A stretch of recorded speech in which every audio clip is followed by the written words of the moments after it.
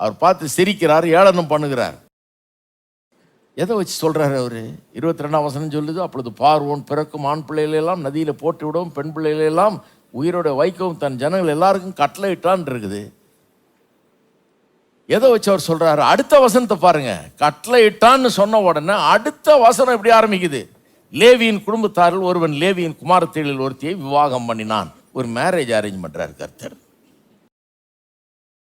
அதாவது என்ன சொல்ல வருது வேதம்? இவன் ஸ்டாண்டர்டை உயர்த்தின உடனே அவனை விட பயங்கரமா ஸ்டாண்டர்டை உயர்த்துறவர், கொடி ஏற்றுறவர் வேலையில் இறங்கிட்டாரு. அவர் வேட்டு வைக்க ஆரம்பிச்சிட்டாரு.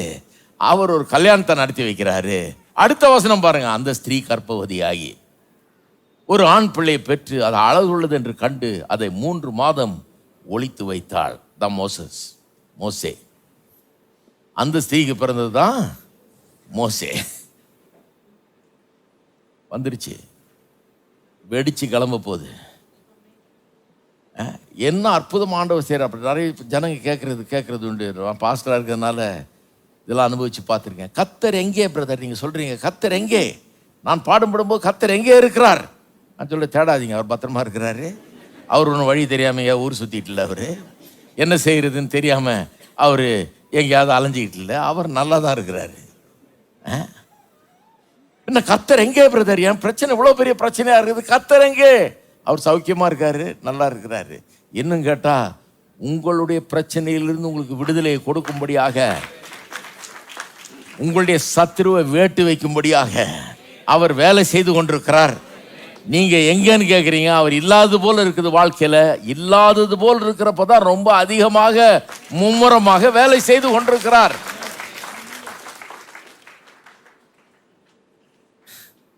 என்ன அற்புதமா வேலை செய்யறாரு பாருங்க. 3 மாசம் வீட்டில் ஒழிச்சு வச்சாங்க. அதுக்கப்புறம் போய் நதியில விட்டுறலான்னு சொல்லி விடும்போது ஒரு காமெண்டேட்டர் சொல்றாரு, பார்வோனுடைய அரண்மனை ஓரமாகவே நதி போதான், அந்த காம்பவுண்ட்லேயே கொண்டு போய் நதியில் விட்டுருக்குறாங்க, ஏதாவது நல்லது நடக்கட்டும்னு. அங்கேதான் அந்த குமாரத்தி வந்து குளிக்க வந்தவ இந்த குழந்தைய பார்த்துட்டு அதை எடுக்க சொல்லி திறந்து பார்த்தா குழந்தை அழுகுது, ஒன்று மனம் இறங்குது. இந்த குழந்தையினுடைய சகோதரி தூரத்துலேருந்து வேடிக்கை பார்த்து கொண்டிருக்கிறா, மூத்த சகோதரி. அவள் ஓடி வந்து, இது எபிரேய பிள்ளை மாதிரி இருக்குது, உங்களுக்கு அந்த பிள்ளையை வளர்க்குறதுக்கு யாராவது ஆள் கொண்டாட்டா நான் அப்படின்னு கேட்குறான்.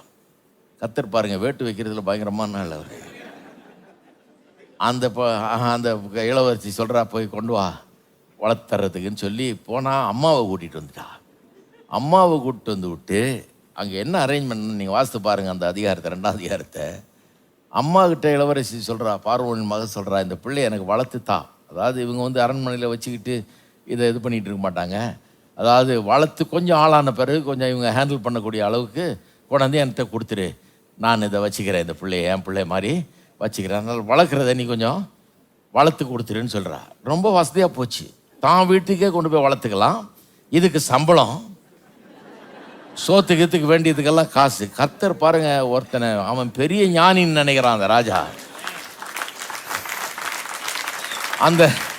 அந்த ராஜா நினைக்கிறான் பெரிய ஞானி, அவனுடைய திட்டத்தை யாரும் மீற முடியாது, அவனுடைய வல்லமை பெரிய வல்லமை ஆக்கும், இதை யாரும் கடவுளே வந்தாலும் தடுக்க முடியாதுன்னு நினைக்கிறானா. ஜானுவன் சொல்றாரு. கர்த்தர் பார்த்து நகைக்கிறார், ஏளனம் பண்றாரு, உனக்கு நான் காட்டுறேன் இரு அப்படின்னு சொல்லிட்டு அவனையே காசு பே பண்ண வைக்கிறார். அம்மாவுக்கு சம்பளம் கொடுக்குறாரு. அல்வா தின்ன காசு வேணுமா? அம்மாவுக்கு குழந்தைய வளர்க்குறதுக்கு யாராவது காசு கொடுப்பாங்களா?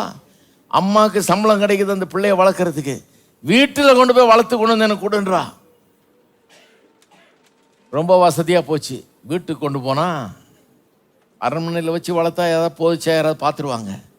வீட்டுக்கு கொண்டு போனால் வெறும் பாலும் பிஸ்கெட்டும் இல்லை, கூடையே உபதேசத்தையும் கொடுக்கலாம்.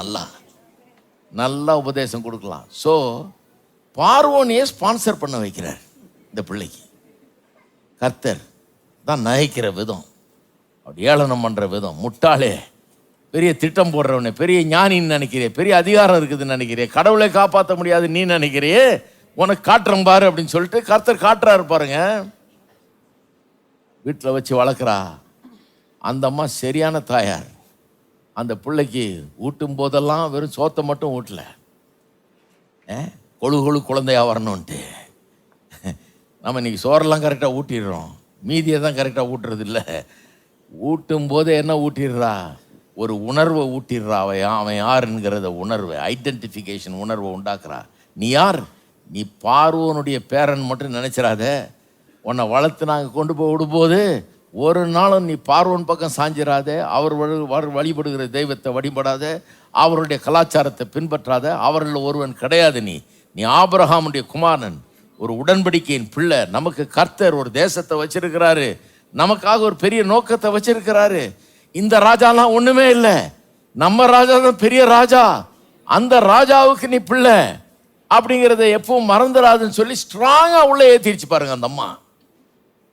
இதுக்கு பேமெண்ட் யார் கொடுக்கிறது?